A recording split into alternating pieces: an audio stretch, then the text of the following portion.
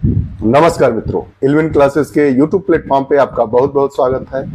हम लोग एक नए टॉपिक के साथ उपस्थित हुए हैं जिसमें हम बात करेंगे रामनाथ कोविंद की अध्यक्षता वाली 8 सदस्यीय समिति ने अपने रिपोर्ट सौंपी। एक देश एक चुनाव का लाभ ये होगा कि बार बार जो चुनाव आयोजित होने से शीर्ष नेताओं और प्रशासन के ध्यान का भटकाव होता है।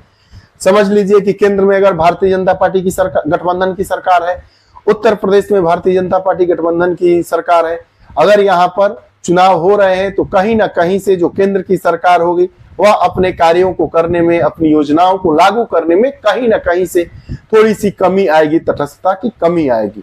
वह चाहेगी कि राज्य में भी हमारी सरकार हो, केंद्र में हमारी सरकार है।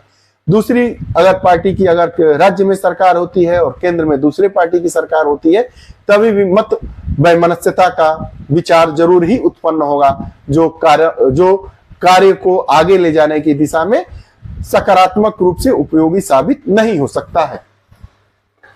अलग अलग दौर में आदर्श आचार संहिता लागू होने से विकास में बाधा होगी।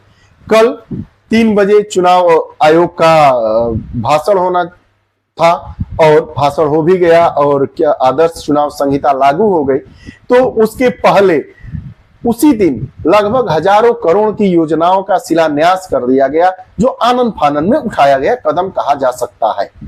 वो बात हो गई। लागत बचत और चुनावी अवसंरचना में कमी आएगी, नागरिकों को सुविधा होगी, हॉर्स ट्रेडिंग और दल बदल पर अंकुश लगेगा।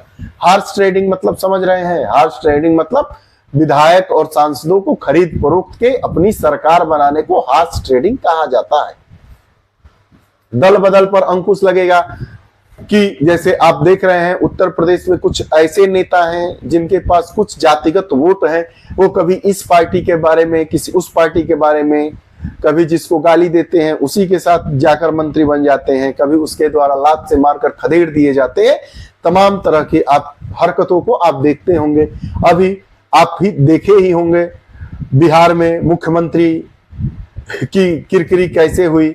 अभी उन्होंने जिस पार्टी भाषण भी वायरल हो रहा था हमारे केंद्रीय गृह मंत्री का और नीतीश कुमार, दोनों का भाषण आप वायरल होता देखे होंगे, उसमें कोई बताने की जरूरत नहीं है। तो उस प्रकार के जो दल बदलू नेता हैं उन पर भी अंकुश लगेगा।